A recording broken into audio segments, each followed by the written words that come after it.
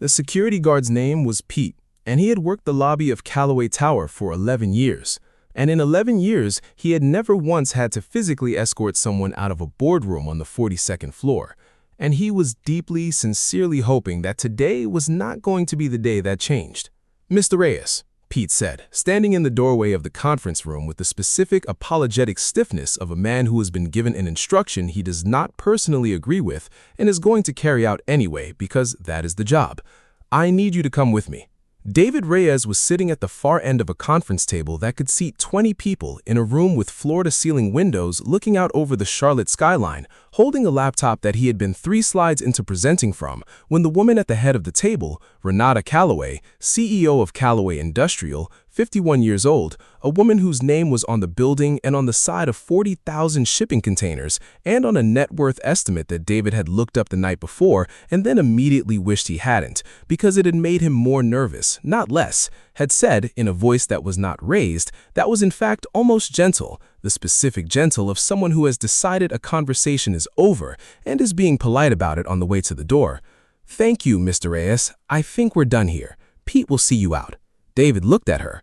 He looked at the 11 other people in the room, engineers, lawyers, a man from the client side that David had been told 20 minutes ago was the most important person to impress, and who was now looking at his phone with the studied neutrality of someone who had decided not to have an opinion about whatever was happening until he understood which side of it he was supposed to be on.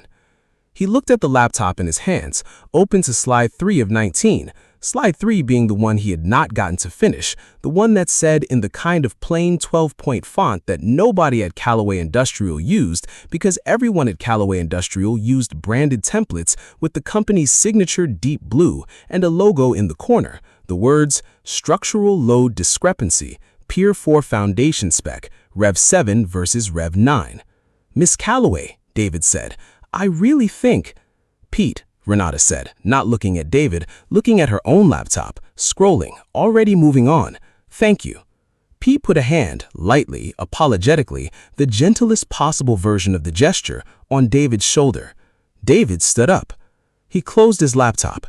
He walked out of the boardroom on the 42nd floor of Callaway Tower at 2:47 p.m. on a Tuesday in October, escorted by a security guard who kept saying under his breath the entire elevator ride down, "I'm sorry about this, man. I really am. I don't know what happened in there, but I'm sorry."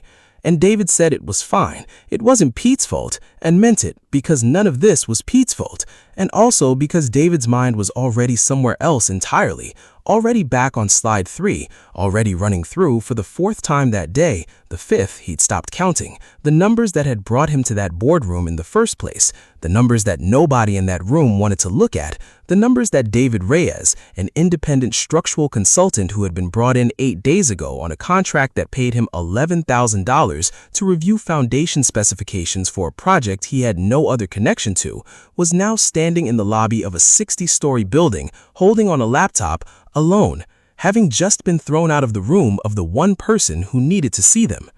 He checked his phone. It was 2:51 p.m. He had a 6-year-old daughter named Marisol who finished kindergarten at 3:15 and a babysitter, Mrs. Okafor from down the hall, who did this twice a week for $20 and a standing invitation to whatever David was cooking, which this week was going to be Pozzoli, who could get her until 4:30, but who had texted that morning to say her sister was visiting and could David maybe try to be a little earlier than usual if it wasn't too much trouble. He had 90 minutes, give or take, to figure out what to do with the most important thing he had ever found in 8 years of doing this work, and the person who needed to know about it had just had him removed from her building. He walked outside. The Charlotte afternoon was bright and a little too warm for October, the specific too warm of a fall that hadn't committed yet. He stood on the sidewalk outside Callaway Tower, in the shadow of a building with his consulting client's name on it, and he opened his laptop again, right there on the sidewalk, because he needed to look at the numbers one more time, needed to make sure, for the 4th time that day, the 5th he'd stopped counting, that he hadn't gotten it wrong. He hadn't gotten it wrong. Here is what David Reyes had found 8 days into an $11,000 contract that almost nobody at Callaway Industrial had expected to produce anything more than a signature on a form. Callaway Industrial was at that moment 53 minutes away, though David did not yet know the number 53, did not yet know it was going to be the number, the one that his daughter would years later write on a card for his birthday with a drawing of a clock on it, from finalizing a $500 million contract with a logistics consortium called Brennan Hale to build and operate a new deep-water Neo-Panamax port facility on the Carolina coast. The contract had been 3 years in development. It represented by a significant margin the largest single deal in Callaway Industrial's history, and it represented for Renata Callaway personally something that went beyond the company. It represented the culmination of a project her father had started and never finished, a port facility he had spent the last decade of his life trying to get built and died 4 years ago, 11 months short of breaking ground. Renata picked up the project back up. She had spent 3 years rebuilding the partnerships, renegotiating the permits, restructuring the financing after the original lender pulled out during a downturn. The Brennan Hale deal, signing today in approximately 4 hours at a ceremony that had a photographer booked and a press release drafted, and David's own client contact, a junior project manager named Theo Park, CC'd on an email thread with a subject line that said final sign-off today 6 p.m., was for Renata Callaway not just a business deal. It was the thing she had spent 3 years, and in some private way David would never fully understand, the last 4 years of her life building toward. The $11,000 contract that had brought David Reyes into the building 8 days ago was, by contrast, almost an afterthought, a standard third-party structural review, the kind of large infrastructure deals required as a box-checking exercise, a final sign-off from an outside engineer confirming that the foundation specifications matched the geological survey and the load calculations were sound. Theo Park, the junior project manager, had hired David because David had done 3 similar reviews for Theo's previous employer, and because David was fast, and because 8 days ago, Theo genuinely believed this review was going to take David maybe 2 days and result in a 1-page letter saying everything looked fine, which is what every previous review David had done for Theo had resulted in. It had taken David 6 days to find the discrepancy because the discrepancy was not in the foundation specification itself. The foundation specification, Rev 9, the current version, the version everyone was working from, the version that was submitted to the permitting authority and approved and sitting in the project files that Theo had given David 8 days ago, was on its own completely fine. The math worked, the load calculations matched the geological survey. If David had only been given Rev 9, his review would have taken 2 days, exactly as Theo expected, and the letter would have said everything looked fine, and David would have invoiced his $11,000 and gone home, and that would have been the end of it. But on day 3, David had cross-referenced the geological survey, a separate document commissioned 18 months ago that described the soil composition and bedrock depth at the proposed site, and he had noticed that the survey site coordinates for what it called Pier 4 did not quite match the original Rev 7's geological site location, the 40 meters from where Rev 9 now placed it. And Rev 7's foundation specifications, the pile depth, the load distribution, the bedrock anchoring requirements were significantly more robust than Rev 9's, because at the original site, the bedrock was shallow, stable. The survey had confirmed it. At some point, David had spent 2 more days reconstructing the timeline, and the timeline itself was a small story about how large projects sometimes drift in ways nobody fully tracks. The project's site plan had shifted. Pier 4's location had been moved 40 meters east as part of a larger redesign aimed at improving vessel turning radius for larger container ships, a redesign that happened about 14 months ago that David found documented in a set of meeting minutes from a planning review, a redesign that made complete sense from a maritime operations standpoint, and that nobody, not the maritime planners, not the structural engineers who'd revised the foundation drawings to Rev 9, not the permitting reviewers, had cross-referenced against the original geological survey, because the geological survey was 18 months old by then, and the assumption, the completely understandable and completely wrong assumption, that the site was generally similar across the whole footprint, that 40 meters in either direction wouldn't meaningfully change the bedrock. It would. David had spent his 6th day requesting, through Theo, through 3 more emails, through what was becoming an increasingly tense exchange with Theo, who kept asking why this was taking so long and reminding David that the signing was scheduled for the following week. the original raw geological data, the actual core sample readings, not just the survey's summary conclusions. It had taken until day 7 to get them, and on day 7 at 11 o'clock at night, sitting at his kitchen table after Marisol was asleep, sitting at his kitchen table after Marisol was asleep at this kitchen table after Marisol was asleep, David had found the core sample reading closest to Pier 4's new location at Rev 9's coordinates. The bedrock at the new location was 11 meters deeper than at the original one. Rev 9's foundation specification, the current version, the approved version, the version everyone was working from, starting in 3 weeks, the version with a $500 million contract about to be signed in front of a photographer, was designed for foundation piles that reached the bedrock depth of the original site. It did not account for the 11 additional meters. The piles, as specified in Rev 9, would not reach bedrock.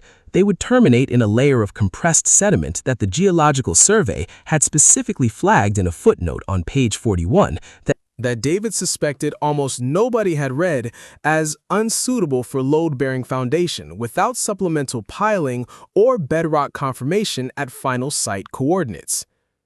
Pier 4, as currently specified, was going to be built on a foundation that had not been confirmed to reach bedrock, at a site location the Geological Survey had never actually been tested at, because the Geological Survey had tested 40 meters away, at a location the project had since moved away from. David had spent his 8th day, today, running the numbers 3 different ways because he did not want to be the person who walked into a $500 million deal and said the word catastrophic unless he was certain. And on the 3rd pass, using the most conservative assumptions he could construct, using low tolerances that gave every possible benefit of the doubt to the existing specification, he had arrived at the same conclusion, every time. Pier 4, built as specified in Revision 9, would not fail immediately. It might not fail for years. Sediment settlement under load was slow, and the kind of failure David was describing, differential settlement, the pier slowly sinking and tilting as the sediment beneath it compressed unevenly under the weight of cranes and containers and eventually shits docked alongside it, was the kind of failure that often took years to become visible, and by the time it was visible, it was usually catastrophic, because by then, the structure had been load-bearing for years, and the failure mode was not a crack you could patch, but a foundation that needed to be entirely rebuilt underneath an operating port facility, which was, functionally, close to impossible, which meant that in the realistic worst case, Pier 4, one of 4 piers, but the pier specifically designed to handle the largest vessels, the pier the entire deep water capability of the facility was built around, would need to be demolished and rebuilt within, David estimated, 5 to 15 years of opening, at a cost that would very likely exceed the cost of building it correctly the first time, on a facility that by then would be operational, generating revenue under contract with shipping lines who would have catastrophic claims of their own if a working pier needed to close for years of reconstruction. He had put all of this in 19 slides. He had gotten to 2.5 of them. Pete had escorted him out at 2:47. By 2:55, David was sitting on a bench in a small park across the street from Callaway Tower, laptop open, phone in hand, trying to figure out what to do. The contract signing was at 6 p.m. That was just over 3 hours away. He called Theo Park. Theo answered on the second ring, and the first thing David heard was not hello, but the sound of Theo, clearly mid-conversation with someone else, saying in a strained voice, I genuinely don't know. He was in the middle of his presentation and Renata just... And then into the phone, sharper, David, what the hell happened in there? Theo, I need you to listen to me very carefully. The signing tonight, it cannot happen. Not until someone reviews what's on slide 3 of that deck. David, I have 11 people in a hallway right now asking me why Renata Callaway just had a consultant physically removed from a deal review 3 hours before the biggest signing in this company's history, and I do not have a good answer. So before we talk about slide 3, can you please tell me what you said to her? I didn't get a chance to say anything to her. I got through the title slide and slide 2, the project background, the stuff everyone already knew, and I just put up slide 3, and I started to say, I want to walk through a discrepancy I found between the current foundation spec and the original geological survey, and that's when she stopped me. There was a pause on the line. She stopped you when you said discrepancy. Yes. Did she say anything before Pete came in? David thought about it. He had been so focused in the moment on the specific surreal experience of being interrupted and then escorted out that he hadn't fully registered what Renata had actually said in between. There had been a beat, a few seconds, between his word discrepancy and her calling for Pete, and in that beat she had said something, quietly, mostly to herself, that David had heard but not processed until just now, replaying it. She said, "Not again." Just that, not again. And then she said, "Thank you, Mr. Reyes. I think we're done here." There was a long silence on the line. "Theo," David said, "what does not again mean?" Theo said, "I don't know," and his voice had changed. The strain was still there, but something else had entered it, something that sounded to David like the specific quality of a person whose afternoon had just become significantly more complicated in a direction he hadn't anticipated. "David, listen to me. I need you to send me whatever's on that slide deck right now, all of it, and I need you to stay where you are. Don't go anywhere." "Theo, the signing is at 6. "I know what time the signing is. Send me the deck." David sent the deck. He sat on the bench. He checked the time. 3:04. He texted Mrs. Okofer. "Still on for 4:30. Might be a little late. We'll explain later. Thank you so much." She sent back a thumbs up and a photo of Marisol at the kindergarten pickup line holding up a drawing of what appeared to be a dinosaur wearing a hat with the caption, "She made this for you. She says it's a dad dinosaur." David looked at the dinosaur for a moment. Then he put his phone face down on his knee and waited. At 3:19, his phone rang. It was not Theo. It was a number he didn't recognize with a Charlotte area code. "This is David," he said. "Mr. Reyes." The voice was a woman's, not Renata's, he was fairly sure, though he'd only heard Renata speak for about 90 seconds total and wasn't entirely confident he'd recognize her voice on the phone. "My name is Patricia Liu. I'm Callaway Industrial's General Counsel. Theo Park forwarded your presentation about 15 minutes ago. I've read through it. I have some questions and I need you to answer them honestly and quickly because I think you understand the time pressure we're under." "Okay. You're confident in this analysis," Patricia said. It wasn't quite a question. "Yes. How confident? On a scale where I think there might be an issue worth a second look is a 1, and I wouldn't get on a boat that docks at this pier is a 10. David thought about it. He thought about 3 separate analyses, each more conservative than the last, each arriving at the same place. He thought about a footnote on page 41 that someone 18 months ago had written specifically to flag this exact scenario, and that had been buried in an archived document nobody had looked at since. 9. I left room for the possibility that there's additional geological data I haven't seen that changes the picture. But based on everything in the project files, the actual project files, the ones being used right now, I would not build Pier 4 to Revision 9 specification. I think it's going to fail. I think it's a question of when, not if. And you raised this with Renata directly. I tried to. I got about 4 words into it. There was a pause.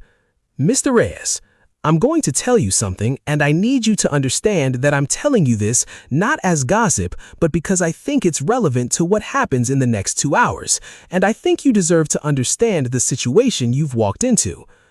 "Okay."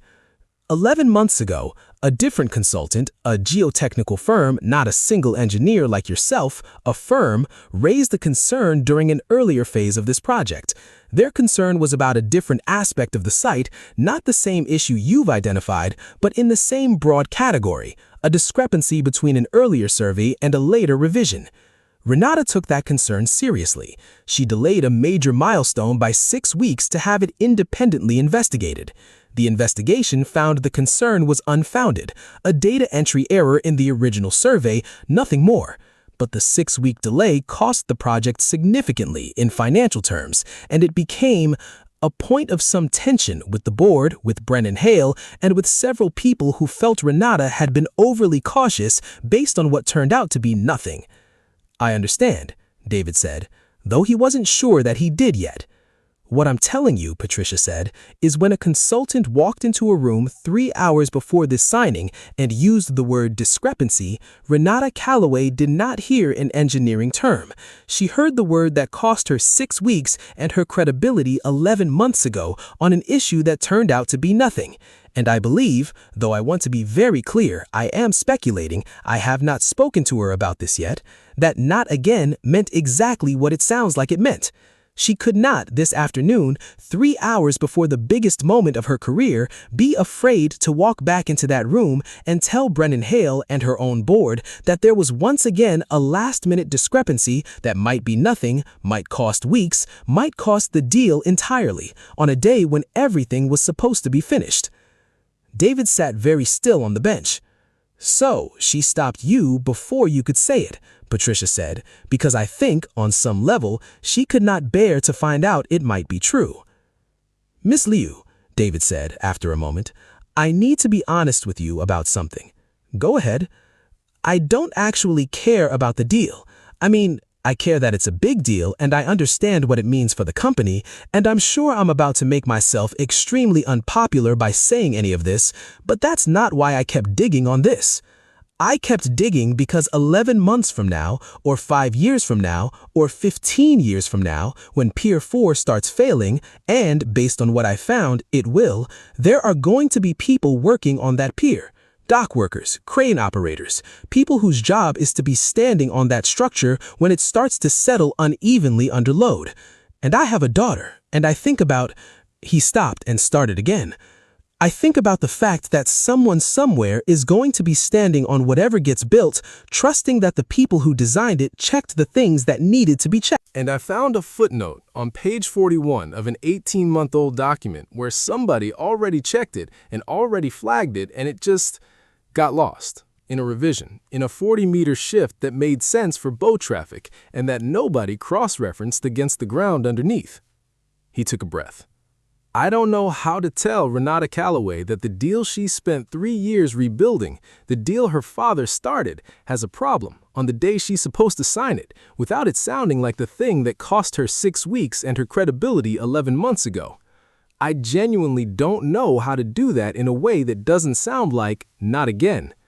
But I know that the alternative, letting it get signed, letting it get built, and hoping the footnote was wrong, that's not something I can do.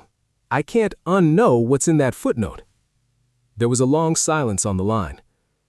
"Mr. Reyes," Patricia said finally, and her voice had changed, quieter, slower. "Can you come back to the building? Pete escorted me out about 40 minutes ago." "I'll handle Pete," Patricia said. "Come to the lobby. I'll meet you there. And Mr. Reyes, bring the footnote, page 41. Print it if you can, or have it ready on a screen. I think that footnote might be the most important page in this entire deal." David walked back across the street. Pete was at the lobby desk, and when he saw David, his face did something complicated, apologetic, confused. And then, when he saw Patricia Liu walking briskly across the lobby toward them, something that looked a great deal like relief. The relief of a man who has spent 40 minutes feeling terrible about something and has just been handed evidence that it's about to be undone. "Mr. Reyes," Patricia said, reaching them. She was perhaps 60, silver-haired, dressed in the kind of suit that David associated with people who had been very good at their jobs for a very long time and stopped needing to prove it. "Thank you for coming back. I want to be honest with you. I don't know exactly what's going to happen in the next hour. Renata is currently in her office. I've told her there's a document she needs to see. I haven't told her what's in it because I think—" Patricia paused. "I think she needs to hear it from you. Not from me and not from a slide deck. From you, the way you just explained it to me on the phone. The dock workers, the footnote, all of it." "She just had me thrown out of a room," David said. "I don't think she wants to see me." "No," Patricia agreed. "She doesn't. But I've worked with Renata for 19 years, Mr. Reyes, and I can tell you something about her. She built this company by being the person in the room who was willing to hear the thing nobody wanted to say. Her father built it the same way. It's actually the thing she's most like him, more than the ambition, more than the port project itself. 11 months ago, when she delayed the project over a concern that turned out to be a data entry error, she delayed it because someone came to her and said, "I think there might be a problem." And she has never in 19 years been able to walk past that sentence, even when it cost her, even when it turned out to be nothing. Patricia looked at her steadily. What happened in that boardroom 40 minutes ago wasn't Renata stopping being that person. It was Renata for one moment, 3 hours before the biggest day of her career, being too afraid to be that person again. I don't think that's who she actually is. I think it's who she was, for about 8 seconds, under more pressure than most people experience in a year. She gestured toward the elevators. "I think if you go up there," Patricia said, "and you say what you said to me, not the engineering, not first, but the part about the dock workers and your daughter and the footnote that somebody already wrote 18 months ago specifically so that this moment wouldn't happen, I think you'll find that the person you're talking to is not the person who had you removed 40 minutes ago. I think you'll be talking to the person who built this entire company by being unable to walk past that sentence." David looked at the elevators. He looked at his watch. 3:41 p.m. "Okay," he said. Renata Calloway's office occupied the entire northwest corner of the 43rd floor, one floor above the boardroom, with windows on 2 sides, and on the wall behind her desk, a single framed photograph. A man in a half-hat, standing on what looked like a construction site decades old, shaking hands with someone out of frame, both of them laughing at something. David recognized without being told that this was her father. Renata was standing at the window when Patricia showed David in, looking out at the skyline, and she did not turn around immediately. "Patricia tells me there's something I need to see," she said, still facing the window. Her voice was even, controlled, the voice of someone holding something very carefully. "I have a signing in 2 hours and 14 minutes, Mr. Reyes. I would like to understand why my general counsel believes that whatever you found is more important than that signing, given that 40 minutes ago the word discrepancy was frankly the last thing I was prepared to hear today." "I understand that, and I'm sorry for how this happened, for the timing, for all of it. None of this is the timing I would have chosen either. But I need to tell you about something I found in the geological survey for Pier 4, specifically a footnote on page 41. Renata turned around. "A footnote?" she repeated. 18 months ago, David said, before the site plan shifted Pier 4 40 meters east, someone, I don't know who, the document doesn't say, it's just initialed MT, wrote a footnote flagging that the soil at a specific depth was unsuitable for load-bearing foundation without supplemental piling or bedrock confirmation. At the time, that footnote was about a location 40 meters from where Pier 4 is now. It wasn't relevant to the original site plan because the original site plan, foundation specification, revision 7, accounted for shallow bedrock at that location, which the survey confirmed. He took a breath. But 14 months ago, the site plan moved Pier 4 40 meters east for maritime turning radius reasons.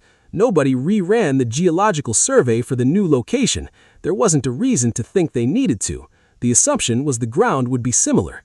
It isn't. The bedrock at the new location is 11 meters deeper, and the current foundation specification, revision 9, the one everyone's been working from, was carried forward from revision 7 without adjustment, because on paper it's the same pier, just moved slightly. Nobody connected those two facts.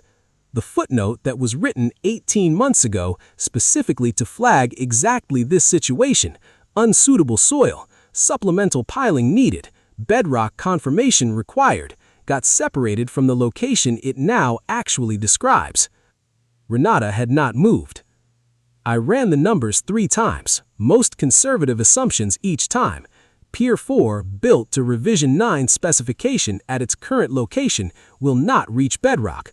The piles will terminate in compressed sediment that the survey specifically identified 18 months ago as unsuitable. It won't fail immediately. It'll settle, slowly, unevenly, under load, over years. By the time it's visible, the pier will be operational, and fixing it will mean rebuilding the foundation under a working facility, which is close to impossible, and which will cost, conservatively, more than the original construction cost, on a structure that by then is generating revenue and under contract with shipping lines who will have claims of their own. He stopped. The office was very quiet. Outside, the Charlotte skyline went on doing what skylines do, indifferent. "Mr. Calloway," David said, more quietly, "I know what this deal means. I know what today was supposed to be. I know I'm the person standing in your office 2 hours before the biggest signing of your career, saying the word you least wanted to hear today. I want you to know I'm not saying it because I want to be that person. I kept digging on this for 8 days, past what my contract required, past what anyone expected, because somewhere in this building 14 months ago, somebody made a completely reasonable decision about boat turning radius, and somewhere else in this building, 18 months before that, somebody else made a completely careful decision to write down exactly what would go wrong if the ground changed, and those two pieces of paper just never met each other. And if nobody connects them today, in about 5 or 10 years, somebody's going to be standing on that pier, a crane operator, a dock worker, somebody with a kid waiting for them at home, and the ground underneath them is going to start doing something it was never supposed to. I have a 6-year-old daughter. I think about that. I think that's probably why I didn't stop digging when I should have, by the terms of my contract, stopped 6 days ago. I think that footnote was written by someone who was also thinking about that. MT, whoever they were. They wrote down very carefully exactly what would need to be true for this to be safe, and then the site moved, and their warning moved with it, into a footnote nobody was looking at anymore. And I think the only reason I found it is that I happened to be the person 8 days ago, with no other reason to be looking, who didn't stop when the contract said to stop. Renata Calloway looked at him for a long moment. Then she walked to her desk, sat down, and pulled her laptop toward her. "Page 41, she said. "Show me." It took, from that moment, 53 minutes. David pulled up the geological survey on his laptop and turned it so Renata could see, and showed her the footnote, 3 sentences in small type, easy to miss, written by someone identified only as MT, dated 18 months ago, that described with a precision that felt almost eerie given everything that happened since, exactly the situation David had spent 8 days reconstructing. Renata read it twice. She asked David to pull up Revision 7 and Revision 9 side by side, the foundation drawings for Pier 4, and David did, and she looked at the coordinates, the 40-meter shift, for a long moment in a silence that David did not interrupt. "MT," she said, finally, quietly, almost to herself, Marcus Tran. He was on the original geotechnical team. He retired 2 years ago. She looked up. I knew him. He worked for my father before me.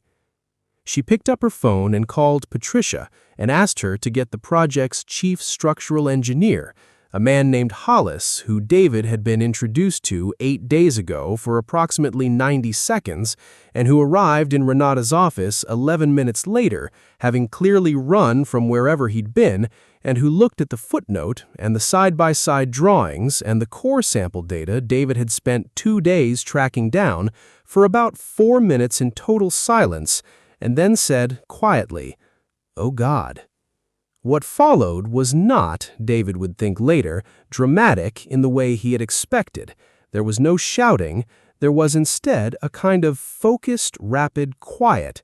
Renata on the phone with Brennan Hale's lead negotiator, a man David could only hear one side of, in which Renata said, calmly and without apparent hesitation, the words, "We need to push the signing, not cancel, push. I'll explain everything, but I need 48 hours, and I need you to trust me on this, the way I'd trust you if it were the other way around." Patricia on a separate call with the permitting authority, asking, David didn't fully understand the legal mechanism, but the gist was clear, about the process for filing an emergency revision to an approved foundation specification. Hollis, on his own laptop, already running preliminary numbers on what supplemental piling at the new location would actually require and what it would cost and how long it would take, because, as he said at one point, mostly to himself, if we catch this now, before any concrete's poured, this is a redesign, a real one, but a redesign. If we'd caught this in 5 years, it's a... He didn't finish the sentence. He didn't need to. At 4:34 p.m., 53 minutes after David had walked back into Renata Calloway's office, Renata hung up her phone, looked around the room at Patricia and Hollis and David, and said, "Okay, the signing tonight isn't happening.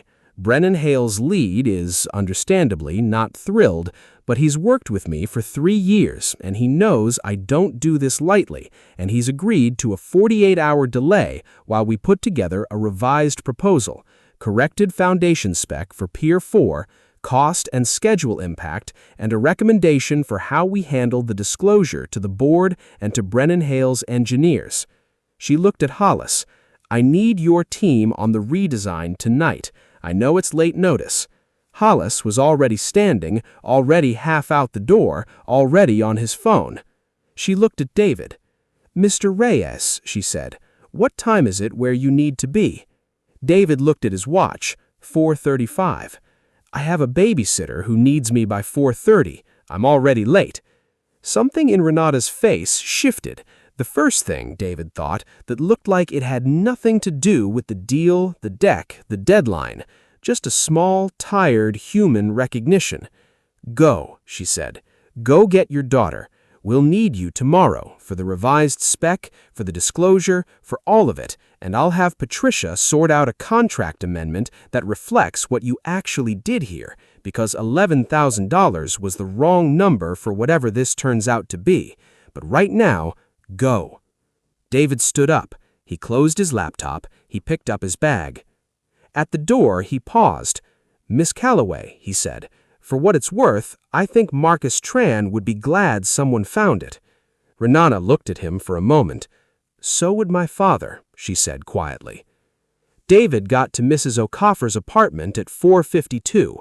Marisol was sitting at the kitchen table with Mrs. O'Coffer's sister, both of them coloring, and Marisol looked up when David came in and said, with the specific seriousness of a 6-year-old delivering important news, "Daddy, I made you a dad dinosaur. He's wearing a hat because he's the boss dinosaur." He picked her up and held her for a moment longer than was strictly necessary, and Marisol, who did not yet know anything about Pier 4 or footnotes or 53 minutes, patted his shoulder in the specific way she did when she'd decided a hug had gone on long enough, and said, "Daddy, you're squishing the dinosaur." He laughed, actually laughed, the first time all day, and let her go and looked at the drawing. A green dinosaur in a yellow hat standing on what appeared to be a very carefully colored-in brown rectangle that took up most of the bottom of the page. "What's he standing on?" David asked.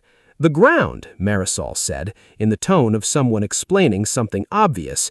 "Dinosaurs need ground, Daddy, otherwise they fall." David looked at the drawing for a long moment. "You're right," he said. "They do." The Pier 4 redesign took 6 weeks, not the original 3. The contract was signed, properly, with corrected specifications, with a disclosure document that Hollis's team and David, working together over those 6 weeks, put together with a level of detail that Patricia told David later became something of an internal model for how the company handled this kind of thing afterwards.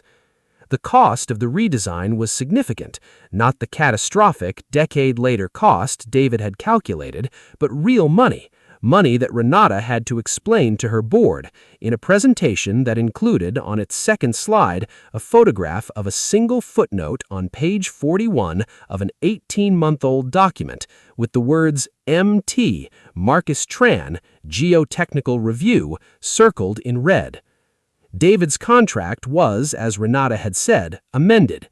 He did not ask what to, and was, when Patricia told him, genuinely startled in a way that took him most of a day to process, and that he eventually processed mostly by sitting at his kitchen table that evening after Marisol was asleep, looking at the number, and then looking at the dad dinosaur which he'd taped to the refrigerator, standing on his carefully colored-in ground. 3 months later, David got a call from Renata Calloway directly, not through Patricia, not through Theo, but Renata herself, asking if he'd be willing to come in and talk to her engineering team about how he'd approached the review. Not a lecture, she said. More, I want them to understand what it looks like when someone doesn't stop at, "This isn't technically my problem." I think that's a harder thing to teach than engineering. David came in. He stood in front of 40 people in a conference room, not the boardroom, a smaller room down the hall, and he told them about a 40-meter discrepancy and a footnote and a man named Marcus Tran he'd never met, and about the fact that the entire thing started because he'd been curious about a number that was off by an amount that didn't matter on its face. "The thing I keep coming back to," David said near the end, "is that nobody in this whole chain of events did anything wrong exactly. The maritime planners who moved the pier were solving a real problem. The engineers who carried the foundation spec forward were following a completely normal process. Marcus Tran did his job and flagged exactly what needed to be flagged 18 months before any of this. Everybody did their actual job. The problem was just in the space between people's jobs, in the handoff, where nobody's job was to ask whether the thing that changed over here still matched the thing that was written down over there." He paused. "I think that's where most of the real problems live, not in anyone's specific work, in the gaps between people's work, where everyone assumes someone else is looking." After the session, Renata found him in the hallway. "Mr. Reyes," she said, 11 months ago, before any of this, I delayed this project for 6 weeks over a concern that turned out to be nothing, a data entry error. It cost us badly with the board, with Brennan Hale. People told me afterwards I'd overreacted, that I'd let caution get the better of judgment." She looked at him steadily. "When I said the word discrepancy in that boardroom 3 months ago, for about 8 seconds, I believed them. I thought, not again. I thought I couldn't survive being the person who cried the wolf twice." She paused. "I was wrong about a lot of things in those 8 seconds, but I think the thing I was most wrong about was thinking that the 6 weeks 11 months ago had been a mistake. It wasn't. It was the right instinct applied to a situation that happened to turn out fine. And for 8 seconds, I let one situation that turned out fine convince me to ignore the next situation, which turned out to be the most important thing anyone has told me in years." She extended her hand. "Thank you for not letting me get away with that, even when I had you thrown out of my building." David shook her hand. "For what it's worth, I don't think you were wrong 11 months ago either," he said. "I think you were right both times. The data entry error was still worth checking. You just got lucky that it turned out to be nothing. This time you got lucky that someone happened to keep checking past where the contract said to stop. I don't think there's a version of being careful that guarantees you're always right. I think there's just being the kind of person who keeps looking, even when looking costs you something, even when it's the worst possible day to find out." Renata looked at him for a long moment. "Marcus Tran wrote that footnote 18 months before anyone needed it, and you found it on the one day, in the one window, that finding it still mattered, before the concrete, before the failure, before it became impossible to fix." She shook her head slightly. 53 minutes, Patricia tells me, from the moment you walked back into this building to the moment I picked up the phone to Brennan Hale. 53 minutes between we're done here and we need to push the signing. "I know," David said. "My daughter asked me about it. She wants to put it on a card for my birthday. A clock and the number 53 and," he smiled slightly, "I think there's going to be a dinosaur involved too." "Good," Renata said. "Dinosaurs need ground, Mr. Reyes." She paused, and for the first time since David had met her, something that was unmistakably a real smile crossed her face. Apparently, that's important. If you've ever found something nobody asked you to look for, a small discrepancy, an inconvenient truth, a footnote nobody else read, and wondered whether it was worth the trouble of saying out loud, especially at the worst possible moment, this story is for you.